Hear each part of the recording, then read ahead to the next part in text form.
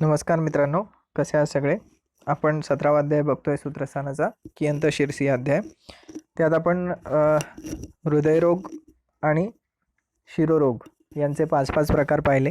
त्यातले कृमिज हृदयरोग, कृमिज शिरोरोगाचे वैशिष्ट्यपूर्ण लक्षणं ते पण आपण मागच्या लेक्चरमध्ये पाहिले. आज आता पुढे श्लोक नंबर 41 मध्ये त्यांनी दोषांच्या मानानुसार 62 व्याधी सांगितलेल्या आहेत. दोषांच्या मानानुसार 62 व्याधी सांगितलेल्या आहेत.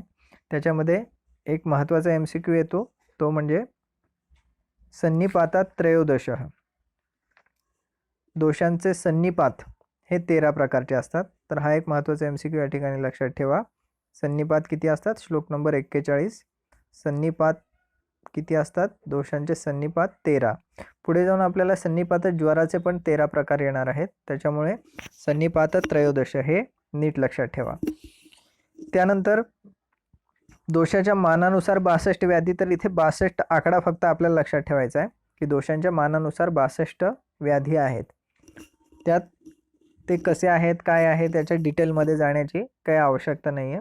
ते जस्ट एकदा वाचा. पण तुम्हाला समजावं म्हणून मी एक जस्ट सांगतो की हे 62 प्रकार कुठून आले.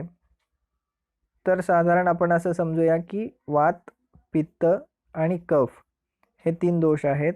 हे तिघांची एक लेवल ठरलेली आहे किंवा प्रमाण आहे. तर ते तिन्ही समावस्थेत आहेत. हे जी डायग्राम आहे, या डायग्राममध्ये हे तिन्ही समावस्थेमध्ये आहेत. तर हे 62 कंडिशन्स कशा येतील की वात वाढलेला आहे, पित्त आणि कफ नॉर्मल आहे, ही एक कंडिशन झाली. दुसरी कंडिशन काय होईल? वात आणि पित्त हे दोन्ही वाढलेले आहेत आणि कफ नॉर्मल आहे, ही अजून एक कंडिशन झाली. दुसरी कंडिशन अशी होऊ शकते की वात कमी आहे, पित्त नॉर्मल आहे आणि कफ वाढलेला आहे. अजून एक कंडिशन अशी होऊ शकते की वात आणि पित्त दोन्ही कमी आहेत. अजून एक कंडिशन अशी होऊ शकते की वात आणि पित्त हे दोन्ही कमी आहेत आणि कफ वाढलेला आहे. तर अशा पद्धतीने वेगवेगळ्या कंडिशन्स होतील. अजून एक कंडिशन काय होऊ शकेल की वात नॉर्मल आहे, पित्त वाढलेलं आहे, कफ वाढलेला आहे. तर त्याच्यामुळे ह्या ज्या काही वेगवेगळ्या कंडिशन आहेत ते या सगळ्या मिळून होतात 62. तर दोषांच्या मानानुसार की तरतम भावानुसार किंवा कमी होणे, क्षीण होणे किंवा वृद्ध होणे याच्यानुसार ज्या व्याधी होतात ते 62 होतात. एवढं फक्त या ठिकाणी लक्षात ठेवा. हा आकडा फक्त महत्त्वाचा आहे आणि सन्निपात 13 या 2 गोष्टी फक्त याच्यामध्ये महत्त्वाच्या आहेत. त्यानंतर 18 प्रकारचे क्षय सांगितलेले आहेत याच्यामध्ये. तर हे सगळे 18 प्रकारचे क्षय, त्याची वृद्धी, हे सगळी लक्षणं आपण याच्यावर आधीच ऑलरेडी लेक्चर घेतलेलं आहे. त्यामुळे त्याच्या नोट्स पण तुम्हाला दिलेल्या आहेत. ते खूप महत्त्वाचे आहेत. त्याच्यावर वारंवार प्रश्न विचारले जातात. काहीतरी खूप कठीण आणि काहीतरी अवघड प्रश्न येतात आणि ते सोडवावे लागतात वगैरे, असं काही नाही आहे मित्रांनो. हे मी वारंवार सांगत असतो. एक डिसिप्लिन्ड एफर्ट, डिसिप्लिन अभ्यास, एक शिस्तीत अभ्यास, संहितांचा चांगला मुळापासून अभ्यास, एवढंच काय ते त्याला गरज आहे अभ्यासाला. खूप त्याला कॉम्प्लिकेट करायची खरं तर काहीच गरज नाही. MD एंट्रन्सच्या अभ्यासाला तुम्ही जितकं सिम्पल ठेवाल, साधं सरळ ठेवाल, तितकं तुम्हाला अगदी कमी कष्टामध्ये तुमचा नंबर लागेल. आणि त्याला खूप कॉम्प्लिकेट करायला गेलो आपण, खूप हे कर, ते कर, असं कर, तसं कर, की मग त्याच्यात खूप मेहनत करून त्याच गोष्टीला तिथेच पोहोचवण्यासाठी खूप गोल फिरून आपल्याला पोचावं लागतं. त्यामुळे सिंपल ठेवा गोष्टी. जसं मी आधी पण सांगितलं, 18 प्रकारचे क्षय आहे, तर ते महत्त्वाचेच आहेत. त्याच्यामुळे ते आधीच घेतलं, त्यावर लेक्चर घेतलेलं आहे. चरक, सुश्रुत, वाग्भट या तिघांचंही कंपॅरिझन करून आपण ते सगळं शिकवलेलं होतं. त्याच्यामुळे एकदा त्या सगळ्या गोष्टींना पुन्हा एकदा रिवाईज करणं गरजेचं आहे. आतापर्यंत खरं तर आपल्याला हे तोंडपाठच व्हायला हव्या होत्या या सगळ्या गोष्टी. तरी त्यातल्या महत्त्वाच्या गोष्टी मी परत एकदा फास्ट फॉरवर्ड रिवाईज करतो. संधिस्फुटन हे मेदक्षयाचं लक्षण आलेलं आहे. त्याच्यानंतर प्रततम वातरोगिणी हे मज्जाक्षयाचं लक्षण आलेलं आहे. पांडुत्व हे शुक्रक्षयामध्ये आलेलं आहे. पांडुत्व हे शुक्रक्षयाचं लक्षण आलेलं आहे. त्यानंतर ओजक्षयाचे पण लक्षणं पुढे आलेले आहेत. बिभेती, दुर्बलो, भीक्षण, ध्यायती, व्यथितेंद्रिय, दुष्छायो, दुर्मना, रुक्ष, भवेत क्षामश्च ततक्षये. तर क्षामता होणं म्हणजे काय, तर कृशता येणं. क्षाम म्हणजे कृश होणं. तर यानंतर ओजाच्या क्षयाची लक्षणे दिल्यानंतर ओजाचं लक्षण दिलेलं आहे. ओजाचं वर्णन त्यांनी केलेलं आहे. हृदी तिष्ठती यत् शुद्धम रक्तम ईशत सपितकम. म्हणजे ओजाचं वर्णन काय केलंय त्यांनी, हृदय तिष्ठती म्हणजे ओजाचं अधिष्ठान काय आहे, तर हृदय आहे. त्याचं वर्ण कसं आहे, तर रक्तम ईशत सपितकम. रक्त ईशत सपितकम म्हणजे लालसर पिवळा किंवा पिवळसर लाल असं आपण म्हणूया. तेच खालच्या श्लोकामध्ये जर पाहिलं त्याचा तर वर्ण सर्पी वर्ण सांगितला, तुपासारखा. जर गाईचं तूप आपण पाहिलं आणि खास करून तेही लोणी गाईचं कढवून मग जे तूप केलेलं असेल तर त्याचा रंग तो तुपाचा रंग असतो तो ईशत रक्तम ईशत सपितकम अशासारखा असतो. तो पिवळसर आणि लालसर अशा स्वरूपाचा तो रंग असतो गाईच्या तुपाचा. तर ओजाचा वर्ण तसा आहे. त्यानंतर ओजः शरीरे संख्यातम तन्नाशांना विनश्यती. ही पण ओळ खूप महत्वाची आहे. ही टॅगलाईन असल्यासारखं आहे ओजाचं. तन्नाशांना विनश्यती यह किसके बारे में कहा गया है, असा जर प्रश्न विचारला तर तन्नाशांना विनश्यती हे ओजाच्या बाबतीमध्ये म्हटलं गेलेलं आहे. तन्नाशांना विनश्यती हे ओजाच्या संदर्भात म्हटलं गेलेलं आहे.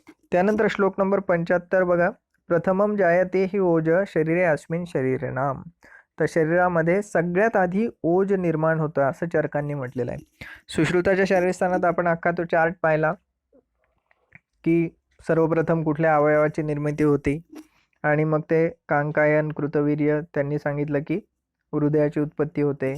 बडीश आणि मार्कंडे यांनी सांगितलं हस्तपाद होते. पाराशर्य आणि भद्रकाप्य यांनी सांगितलं नाभी होते. विद्याधिपती जनकने सांगितलं ज्ञानेंद्रिय होतात. असं सगळं आपण तो चार्ट पाहिलेला आहे. आणि धन्वंतरींनी सांगितलं की सगळे अवयव सोबतच वृद्धी होते, असं आधी एक अवयव नंतर दुसरा अवयव असं होत नाही. तर ही सगळी आपण संभाषा परिषद चरकातली सुश्रुतातली दोन्ही पाहिलेले आहेत. पण चरकांचं स्वतःचं मत काय, कारण त्या संभाषा परिषद चरक संहितेत जरी असले तरी ते चरकांचं मत नाही आहे त्याच्यामध्ये. त्यामुळे चरक मते गर्भ में सर्वप्रथम किसकी निर्मिती होती है, तर त्याचं उत्तर इथे आहे प्रथमम जायते ही ओजः शरीरे अस्मिन शरीरनाम. की शरीरामध्ये सगळ्यात आधी काय निर्माण होतं, तर ओज निर्माण होतं. चरक के मतानुसार प्रथमम ही जायते ओजः. त्यानंतर मग ही रिकामी जागा भरायला पण येऊ शकते. प्रथमम जायते ही डॅश डॅश. प्रथमम जायते ही डॅश डॅश. मग त्याच्यामध्ये 4 ऑप्शन्स असतील, त्यातलं ओज आपल्याला भरायचं आहे. आणि हा दुसरा जो आहे दुसरी ओळ ही पण खूप महत्त्वाची आहे. Very IMP. खूप याच्यावर नेहमी प्रश्न विचारले गेलेले आहेत वेगवेगळ्या एक्झाममध्ये. सर्पी वर्ण मधुरस आणि लाजगंधी. सर्पी वर्ण मधुरस आणि लाजगंधी. तर ओजाचा रंग कसा असतो, तुपासारखा असतो. रस कसा असतो, मधासारखा असतो. आणि ओजाचा गंध कसा असतो, तर लाजा म्हणजे लाह्यासारखा त्याचा गंध असतो असं चरकांनी सांगितलेलं आहे. तर सर्पी आपल्याला यापूर्वी पण येऊन गेलं. वाग्भटामध्ये परमभेषज सांगितलेलं आहे वात पित्त कफाचे. तर त्यातलं पित्ताचं परमभेषज सांगितलेलं आहे सर्पी शमनासाठी. आणि कफाचं परमभेषज शमन चिकित्सेमध्ये मधु सांगितलेलं आहे. लाजा पण आपल्याला येऊन गेलेली आहे. लाजा ही छर्दी निग्रहण महाकषाय. छर्दी निग्रहण महाकषायामध्ये तिथे लाजा आलेली आहे. आपल्याला लाजा आलेली होती. दाढीम होतं त्याच्यामध्ये, माती मृत पण आलेली होती. तर त्या ठिकाणी आपल्याला लाजा येऊन गेलेली आहे. लाजा परत इथे आलेली आहे. ओजाचा गंध लाजासारखा. त्याच्या खाली एक श्लोक आहे. बऱ्याचदा असं म्हणतात तो प्रक्षिप्त आहे म्हणून, पण तरी लक्षात ठेवा. भ्रमरे ही फलपुष्पेभ्यो यथा संभ्रियते मधु तद्वद ओजः स्वकर्मेभ्यो गुणे संभ्रियते नृणाम. की ज्याप्रमाणे भ्रमर म्हणजे भुंगे वेगवेगळ्या फुलांमधून जाऊन तो मध गोळा करून आणतात, त्याच पद्धतीने शरीरातल्या विविध घटकांमधून ओजाची निर्मिती होत असते, असे त्याला उपमा दिलेली आहे. मग या अनुषंगाने वाग्भटांनी पण काय वर्णन केलेलं ते आपण बघूया. वाग्भटांनी सूत्रस्थानाच्या 11व्या अध्यायामध्ये ओजाचं वर्णन केलेलं आहे. त्याचा तुम्हाला स्क्रीनवर मी दाखवतो आहे. ओजस्तु तेजो धातूनाम शुक्रांतानाम परमस्मृतम. तर ही ओळ पण महत्त्वाची आहे. ओज हे काय आहे, शुक्रांतानाम परम स्मृतम, की सगळ्या धातूंचं तेज, म्हणजे रसापासून शुक्रापर्यंतच्या सगळ्या धातूंचं तेज जो आहे तर तो ओजाला म्हटलेला आहे. तर हे तेज जे आहे ते सुश्रुतांनी रसधातूच्या संदर्भात शब्द वापरलेला आहे. रसधातूला म्हटलेलं आहे त्यांनी तेज. पुढे आपल्याला सुश्रुत सूत्रस्थानामध्ये येईल. तर हे सुश्रुतानुसार. आणि वाग्भटांनी मात्र ओजस्तू तेजो धातूनाम शुक्रांतानाम, रसापासून शुक्रापर्यंतच्या धातूंचं तेज असं ओजाला म्हटलेलं आहे. हृदयस्थम अपि व्यापी देहस्थिती निबंधनम, की हृदयामध्ये जरी असलं तरी सगळ्या देहामध्ये ते व्याप्त असतं. आणि ईषद लोहित पितकम स्निग्धम सोमात्मक, आणि यन्नाशे नियतम नाशो यस्मिन तिष्ठती तिष्ठती, ही पण ओळ महत्वाची आहे ज्याच्यावर प्रश्न येऊ शकतो. यन्नाशे नियतम नाशो यस्मिन तिष्ठती तिष्ठती, यह किसके संदर्भ में कहा गया है. तर यन्नाशे नियतम नाशो यस्मिन तिष्ठती तिष्ठती हे ओजाच्या संदर्भात म्हटले गेलेलं आहे. आणि ओजाच्या क्षयाची लक्षणं चरकासारखीच दिलेली आहेत वाग्भटांनी. ओजक्षयेत कोप शुद्ध ध्यान शोक श्रमादिभी बिभेती दुर्बलो भीक्ष्ण ध्यायती व्यथितेंद्रिय दुःशायो दुर्मनो वृक्ष भवेत क्षामश्च ततक्षय. तर ही चरकासारखीच लक्षणं आहेत. त्याची चिकित्सा जीवनीय औषध क्षीर मांसरस, ही सगळी त्याची ट्रीटमेंट सांगितलेली आहे. की जीवनीय औषध क्षीर आणि मांसरस ही त्याची ओजक्षयाची ट्रीटमेंट वाग्भटांनी सांगितलेली. तर हे वाग्भटानुसार झालं. त्यानंतर पुढे जाऊया. त्यानंतर हे सगळे क्षय सांगितल्यावर त्या क्षयाचे हेतू सांगितलेले आहेत त्यांनी, किंवा हे सगळे क्षय का होतात, हे सगळे क्षय का होतात. तर व्यायामो अनशनम चिंता, व्यायाम अनशन चिंता, वृक्ष अल्प प्रमित आशन, की खाण्यामध्ये वृक्ष पदार्थ खाणं, कमी प्रमाणामध्ये जेवणं, आणि प्रमित आशन म्हणजे सुद्धा थोडंसं खाणं. तर ह्या सगळ्या गोष्टींनी क्षय होतो. वात आतप, ऊन वाऱ्यामध्ये हिंडत राहणं, भय शोक, वृक्षपान, प्रजागर, रात्री जागरणाने सुद्धा क्षय होतो असं चरकांनी सांगितलेलं आहे. कफ शोणित शुक्र मलानामच्या अतिवर्तनम, कफ शोणित शुक्र या मलांचं अत्यधिक प्रमाणात बाहेर टाकल्याने सुद्धा क्षय होतो. आणि दोन महत्वाची लक्षणे जी की लक्षात ठेवण्यासारखी आहेत ते म्हणजे काल आणि भूतोपघात. काल आणि भूतोपघात. तर श्लोक नंबर हा 75-76 हे जे दोन आहेत तर त्याच्यामध्ये काल आणि भूतोपघात हे सगळे क्षयाचे हेतू सांगितलेले. तर असं जर प्रश्न विचारला काल आणि भूतोपघात हे कशाच्या संदर्भात आहे, तर क्षयाचे सामान्य हेतू या ठिकाणी दिलेले आहेत की हा जो धातूंचा क्षय होतो तो का होतो. त्यानंतर श्लोक नंबर 78, 79, 80 मध्ये बघा, गुरु स्निग्ध आम्ल लवण अतिमात्रम समष्णताम, तर ही मधुमेहाची संप्राप्ती दिलेली या ठिकाणी. तर आपल्याला प्रमेह चिकित्सा अध्याय पुढे येणारच आहे चरक चिकित्सेमध्ये. त्या ठिकाणी आपण कफज प्रमेह, पित्तज प्रमेह, वातज प्रमेह असं सगळं बघणार आहोत. कफज प्रमेहाची संख्या 10 आहे, पित्तजाची 6 आहे आणि वातजाची 4 आहे. आणि कफज प्रमेह साध्य आहेत, पित्तज प्रमेह याप्य आहेत आणि वातज प्रमेह हे असाध्य सांगितलेले आहेत. आणि आपल्याला हे पण माहिती असेल की कफज प्रमेहाची उपेक्षा जर केली तर, किंवा पित्तज प्रमेहाची उपेक्षा केली तर कालांतराने ते वातज प्रमेहामध्ये परावर्तित होतात आणि ते असाध्यता येते. आणि वातज प्रमेहाचाच एक प्रकार मधुमेह आहे. पण इथे सूत्रस्थानात कियंत शीर्षी अध्यायाचे मध्ये मात्र मधुमेहाची सरळ सरळ संप्राप्ती त्यांनी देऊन टाकलेली आहे. डायरेक्ट मधुमेहाची संप्राप्ती, इथे प्रमेह शब्द नाही वापरलेला. तर तिथे बघा, गुरु स्निग्ध आम्ल लवण अतिमात्र समष्णता, की गुरु स्निग्ध आम्ल लवण हे सगळ्या गोष्टी खाल्ल्याने नवन्न पानम च निद्रा आस्य सुखानी च, नवीन अन्न खाणं, निद्रा, आस्य सुख. आस्य सुख हा शब्द प्रमेहाच्या हेतूमध्ये पण आलेला आहे आपल्याला. आस्य सुखम स्वप्न सुखम दधिनी ग्राम्योदक अनुपरसाह पयांसी नवान्नपानम गुडवैकृतमच प्रमेह हेतू कफकृच्च सर्वम. तर इथे आस्या सुखम म्हणजे काय, महाराष्ट्रात एक वर्ष हा प्रश्न विचारला होता. आस्या सुख किसे कहते है. आणि मग खूप खाणे किंवा झोपून राहणे, बसून राहणे अशा त्याच्यामध्ये ऑप्शन्स होते. तर आस्य सुखम म्हणजे आसन सुखम असं म्हटलेलं आहे. आस्या सुखम इति आसन सुखम म्हणजे बसून राहणं, जास्त वेळ बसून राहणं हा मधुमेहाचा हेतू सांगितलेला आहे. आणि सुख आहे परत ते, म्हणजे सुखकारक खुर्चीवर किंवा सोफ्यावर आरामात बसून राहणं खूप वेळपर्यंत, तर ह्या प्रमेहाचा हेतू सांगितलेला आहे. त्यामुळे आपण एक छोटासा खरं तर सर्वे स्टडी करू शकतो. ज्यांच्या घरी बसायला सोफा आहे आणि ज्यांच्या घरी बसायला सोफा नाही, अशा 2 कॅटेगरी आपण त्याच्यामध्ये करू शकतो.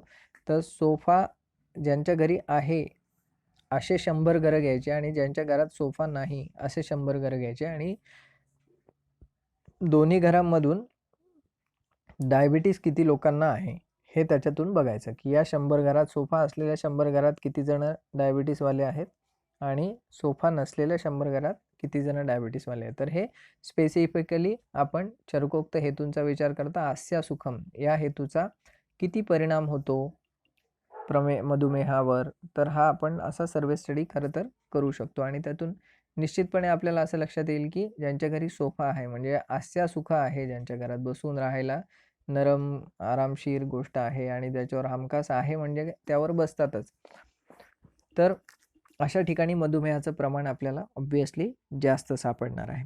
त्यानंतर पुढे हेतू दिलेले त्यक्त व्यायाम चिंता नाम, की व्यायाम आणि चिंता सोडून देणं, शोधनम अकुर्वताम, संशोधन न करणं, पंचकर्म न करणं, श्लेष्मा पित्तमच मेदश्च मांसमच अतिप्रवर्धते, आणि अशा व्यक्तींचं काय होतं, श्लेष्मा पित्त मेद मांस हा अतिशय जास्त प्रमाणामध्ये वाढतो. तैर आवृत गती वायुर ओज आदाय गच्छती, की त्याच्यात काय होतं, वायूची गती आवृत्त होते, त्याच्यामध्ये वायूची गती आवृत्त होते आणि मग बस्तीमध्ये हे सगळे दोष जाऊन त्या ठिकाणी मधुमेह निर्माण करतात. बस्तीमध्ये हे दोष जाऊन मधुमेह निर्माण करतात असं त्यांनी सांगितलेलं आहे. की हा आवृत्त झालेला वायू ओजम आदाय गच्छती, ओजाला घेऊन बस्तीमध्ये जातो. आवृत्त झालेला वायू ओजाला घेऊन बस्तीमध्ये जातो. तर ही संप्राप्तीतला महत्त्वाचा घटक आहे. मी पुन्हा एकदा सांगतो की ह्या सगळ्या हेतूमुळे श्लेष्मा पित्त मेद मांस यांचं खूप जास्त प्रमाणात वर्धन होतं, अतिप्रवर्धते. त्यांच्यामुळे वायूच्या मार्गात अडथळा येतो आणि हा आवृत्त झालेला वायू ओजम आदाय गच्छती यदा बस्तीम, की तो ओजाला घेऊन बस्तीमध्ये जातो आणि तिथे मधुमेह आजार मग त्या ठिकाणी होतो. तर हा मधुमेह किंवा प्रमेह हे सगळे कुठले आजार आहेत, तर हे मध्यम रोग मार्गाचे आजार आहेत. का बरं? कारण यापूर्वी आपण पाहिलेलं आहे की मर्मास्ती संधी हा मध्यम रोग मार्ग आहे, बस्ती हे मर्म आहे. त्यामुळे त्या ठिकाणचा होणारा आजार प्रमेह म्हणून तो मध्यम रोगमार्गाचा आजार समजला जाईल. त्याच्यामुळे प्रमेह मधुमेह हे मध्यम रोगमार्गाचे आजार समजले जातात किंवा आहेत. त्यानंतर पुढे बघा श्लोक नंबर 82-83, उपेक्षा स्य जायन्ते पीडकाः सप्त दारुणाः मांसलेषु अवकाशेषु मर्वसु अपि च संधिषु शराविका कच्छपिका जालिनी सर्षपी तथा अलजी विनताख्या च विद्रधी चेती सप्तमी. तर ह्या 7 प्रमेह पीडका होतात कशामुळे? मधुमेहाची उपेक्षा केल्याने ह्या 7 प्रमेह पीडका होतात. तर चरकोक्त प्रमेह पीडिका संख्या 7 आहेत आणि त्या कोणकोणत्या आहेत? शराविका, कच्छपिका, जालनी, सर्षपी, अलची आणि विनता. तर ह्या 7 मधुमेह पीडका मधुमेहाची उपेक्षा केल्याने किंवा त्याचं प्रॉपर ट्रीटमेंट न केल्याने होतात असं चरकांनी सांगितलेलं आहे. तर आता चरकांनी 7 मधुमेह पीडका सांगितलेल्या असल्या तरी वाग्भट आणि सुश्रुतांनी मात्र 10 मधुमेह पीडका सांगितलेल्या आहेत. त्याचा चार्ट इथे या ठिकाणी तुमच्या स्क्रीनवर दिसतोय. चरकानुसार शराविका, कच्छपिका, जालनी, सर्षपी, अलजी, विनता, विद्रधी ह्या तर आहेतच. सुश्रुतांनी ह्या सगळ्या सांगितलेल्याच आहेत पहिल्या 7. शेवटच्या 3 त्यांनी एक्स्ट्रा सांगितलेल्या आहेत, मसुरिका, पुत्रिणी आणि विदारिका. वाग्भटांनी सुद्धा सेम त्याच एक्स्ट्रा सांगितलेल्या आहेत, मसुरिका, पुत्रिणी आणि विदारिका. भोजाने मात्र यातली विनता नाही सांगितलेली, अदरवाईज त्यांनी 9 प्रमेह पीडका सांगितलेल्या आहे. म्हणजे प्रमेह पीडकांची संख्या चरकानुसार 7, सुश्रुतानुसार 10, वाग्भटानुसार 10 आणि भोजानुसार 9. यातली एक आलजी प्रमेह पीडिका जी आहे, तर आलजी हे नाव बऱ्याच ठिकाणी रिपीट झालेलं, तर आलजी ही प्रमेह पीडिका सुद्धा आहे. त्यानंतर नेत्ररोगामध्ये संधिगत रोग आणि वर्तमगत रोग अशा दोन्ही ठिकाणी आलजी सांगितलेलं आहे वाग्भटाने. तर हाही एक MCQ या दृष्टीने नीट लक्षात ठेवा की कोणता आजार असा आहे वाग्भटांनी जो संधिगत आणि वर्तमगत दोन्हीकडे सांगितलं आहे. खरं तर दोघांची लक्षणं वेगवेगळी आहेत, पण नाव एकच सांगितलेलं आहे, त्याचं नाव आलजी सांगितलेलं आहे. त्यानंतर शुकद रोग जे आलेले आहेत सुश्रुतामध्ये, तर त्या शुकरोगामध्ये सुद्धा आलजी आलेला आहे. त्याशिवाय गंडगत रोग जो आहे, गंडगत रोग वाग्भटांनी सांगितलेला आहे, तर तो गंडगत एकमेव रोग जो आहे, एकच रोग आहे गंडगत, तर त्याचंही नाव आलजी सांगितलेलं आहे वाग्भटाने. क्षुद्र रोगामध्ये अंधालजी नावाचा एक क्षुद्र रोग येतो, तर ते हे आलजी नाव बऱ्यापैकी कॉमन आहे आणि वारंवार वेगवेगळ्या ठिकाणी हे येतं. यानंतर पुढे सगळ्या प्रमेह पीडकांचे लक्षणे दिलेले आहेत. त्याच्या आधी प्रमेह पीडिकाच्या बाबतीत अजून एक IMP MCQ नीट लक्षात ठेवा, तो म्हणजे सुश्रुतांनी प्रमेह पीडिका रोगाधिकारामध्ये धान्वंतर घृत सांगितलेला आहे. तर असा प्रश्न विचारला जातो की धान्वंतर घृत का रोगाधिकार क्या आहे, तर धान्वंतर घृत हे प्रमेह पीडिका चिकित्सा, सुश्रुतामध्ये प्रमेह पीडिकाच्या चिकित्सेसाठी वेगळा अध्याय आलेला आहे आणि त्याच्यामध्ये धान्वंतर घृत त्यांनी प्रमेह पीडिकांसाठी उपयुक्त असतं असं सांगितलेलं आहे. तर धान्वंतर घृत रोगाधिकार प्रमेह पीडका. तर या सगळ्या प्रमेह पीडिकांची लक्षणं आपण पुढच्या लेक्चरला बघूया. सध्या मधुमेहाच्या संदर्भात काही मॉडर्नचे पॉईंट सांगतो, तेवढे लक्षात ठेवा. सगळ्यात साधा सोपा सरळ नेहमी प्रश्न विचारला जातो, तो म्हणजे insulin is secreted by. Insulin is secreted by, तर ते आपल्या सगळ्यांना माहिती आहे, पॅनक्रियाजमध्ये इन्सुलिनचं सिक्रेशन होतं, तर ते बीटा सेल्स असतात. बीटा सेल्स कशाचे बीटा सेल्स, तर islets of Langerhans, islets of Langerhans, ISLETS of Langerhans, LANGERHANS. दुसरा एक सिक्रेशन असतं पॅनक्रियाचं, त्याचं नाव आहे ग्लुकॅगॉन, त्याचं नाव आहे ग्लुकॅगॉन. हे ग्लुकॅगॉन जे आहे ते अल्फा सेल्स पासून सिक्रेट होत असतं, अल्फा सेल्स. त्याच्यामुळे हे नीट लक्षात ठेवा, अल्फा सेल्स ग्लुकॅगॉन आणि beta cells insulin. Beta cells पासून इन्सुलिन, दोघांचं काम एकमेकांच्या टोटली अपोजिट असतं, दोघांचं काम एकमेकांच्या टोटली अपोजिट असतं. इन्सुलिन जे आहे ते काय करतं, इन्सुलिन जे आहे ते ब्लड शुगर हे सेल्समध्ये एंट्री करण्याचं काम इन्सुलिन करतं. ब्लड शुगरची सेल्समध्ये एंट्री करण्यासाठी इन्सुलिनची आवश्यकता असते. आणि ग्लुकॅगॉन काय करतं, ग्लुकॅगॉन एक्झॅक्टली विरुद्ध काम करतं. ग्लुकॅगॉन रिलीज झालं की जी स्टोर्ड शुगर असते लिव्हरमध्ये जी स्टोअर शुगर असते ती ब्लडमध्ये रिलीज केली जाते. म्हणजे ज्यावेळी ब्लड शुगर लेवल कमी होतात त्यावेळी ग्लुकॅगॉनचं सिक्रेशन होतं आणि ब्लड शुगर लेवल वाढतात त्यावेळी इन्सुलिनचं सिक्रेशन होत असतं. आता हे डायबिटीसमध्ये 2 प्रकारचे डायबिटीस असतात, टाईप 1 आणि टाईप 2. तर त्याच्यामध्ये हे नीट लक्षात ठेवा की टाईप 1मध्ये काय होतं की टाईप 1 हा मोस्टली कंजेनायटल आहे आणि त्याला इन्सुलिन हाच उपचार आहे, त्याला ओरल हायपोग्लायसेमिक एजंटनी फार फरक पडत नाही. त्यामुळे इन्सुलिनवरच सगळ्या पेशंटला टाईप 1च्या ठेवावं लागतं. टाईप 2 मात्र ओरल हायपोग्लायसेमिक एजंट्स आणि तो लाईफस्टाईल डिसऑर्डर असल्यामुळे तो रिव्हर्सिबल आहे. टाईप 2 डायबिटीज जो आहे तो रिव्हर्सिबल आहे. आपल्या आयुर्वेदामध्ये सुद्धा 2 प्रकारचे सांगितलेले आहे, म्हणजे टाईप 1 डायबिटीसचं वर्णन आहे, जातः प्रमेही मधुमेही नो वा उक्तम असाध्यम सही बीजदोषात, असं त्याच्यामध्ये वर्णन आलेले आहे. पुढे प्रमेह चिकित्सेत येईल की बीजदोषामुळे होणारा आहे आणि जातप्रमेही असं त्याला शब्द वापरलेला आहे की जातप्रमेही म्हणजे जन्मजात प्रमेह असलेला, आणि तो असाध्य सांगितलेला आहे टाईप 1 ज्याला म्हणता येईल. मग हे टाईप 1 आहे की टाईप 2 कसं ओळखायचं, तर त्याला एक सी पेप्टाईड नावाची टेस्ट असते. हे पण MCQ म्हणून नीट लक्षात ठेवा की टाईप 1 डायबिटीससाठी कुठली टेस्ट केली जाते, तर सी पेप्टाईड. सी पेप्टाईड काय असतं,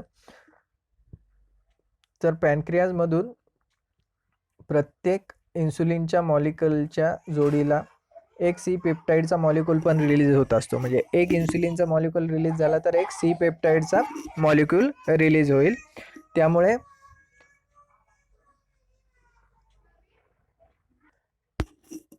ही सिरम सी पेप्टाईड लेवल केली तर आपल्याला हे कळतं की सी पेप्टाईडची मात्रा किती आहे आणि सी पेप्टाईडच्या मात्रेवरून आपल्याला हे कळतं की इन्सुलिनची मात्रा किती आहे. जर सी पेप्टाईडची मात्रा खूप कमी असेल तर याचा अर्थ इन्सुलिन सिक्रेट होत नाही आहे आणि तो टाईप 1 डायबिटीस आहे.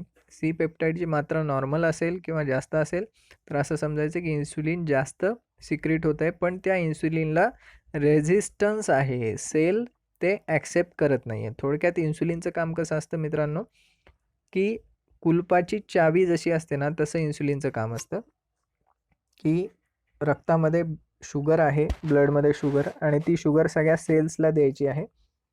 तर इन्सुलिनची चावी लावल्याशिवाय सेल्सला ब्लड शुगर वापरता येत नाही. तर इन्सुलिन ही चावीसारखं काम करतं आणि मग ती इन्सुलिन असलं की ब्लड शुगर सेल्स वापरू शकतात.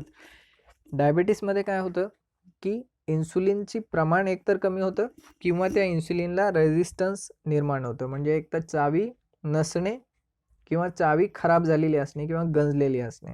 मग अशा वेळी काय होईल, ते कुलूप उघडणार नाही. कुलूप उघडणार नाही तर काय होईल, सेल्सला शुगर वापरता येणार नाही. सेल्सला शुगर वापरता येणार नाही तर काय होईल, ब्लड शुगर लेवल वाढत जातील आणि सेल्सचं स्टार्वेशन होईल. कारण सेल्सला काय पाहिजे, शुगर पाहिजे आहे.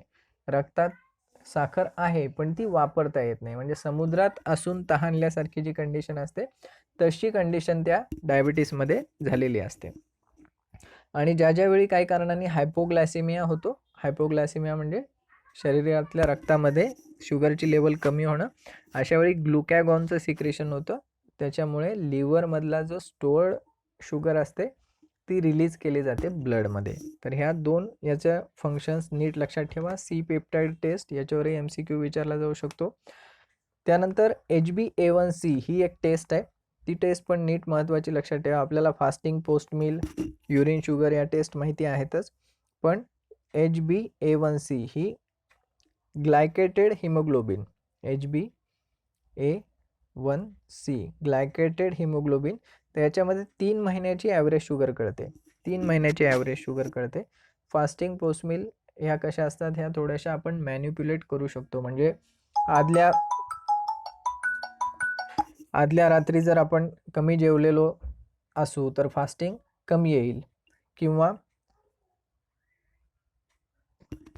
पोस्ट मीलच्या आधीच्या जेवणामध्ये आपण कमी जेवलेला असू तर आपल्याला पोस्ट मीलच्या रेडिंग कमी येतील. पण ग्लायकेटेड हिमोग्लोबिन किंवा HbA1c मुळे काय होतं, तर 3 महिन्याची ॲव्हरेज शुगर कळते. तर त्याच्या रेंजेस बघा, नॉर्मल रेंजेस, तर 6 जर असेल तर नॉर्मल समजली जाते, म्हणजे नॉन डायबेटिक.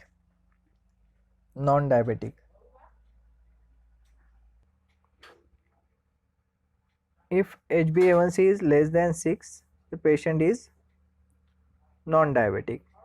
जर 6 to 6.5 असेल, 6 to 6.5 असेल HbA1c ची रीडिंग, तर पेशंटला प्री डायबेटिक समजलं जातं. प्री डायबेटिक की डायबिटीसची आधीची स्टेज आहे.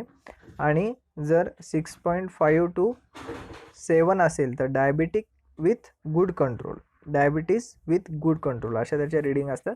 त्यामुळे HbA1c पण नीट लक्षात ठेवा. सी पेप्टाईड लेवल्स नीट लक्षात ठेवा. डायबिटीसचे 3 मेजर कॉम्प्लिकेशन्स आपल्याला माहिती असतीलच. डायबेटिक न्यूरोपॅथी, डायबेटिक नेफ्रोपॅथी आणि डायबेटिक रेटिनोपॅथी. डायबेटिक न्यूरोपॅथी, नेफ्रोपॅथी आणि रेटिनोपॅथी. तर हे 3 मेजर कॉम्प्लिकेशन आहेत डायबिटीसचे. डायबिटीसचे कार्डिनल साईन पण तुम्हाला माहिती असतील. पॉलिफेजिया, पॉलिडिप्सिया, पॉलियुरिया.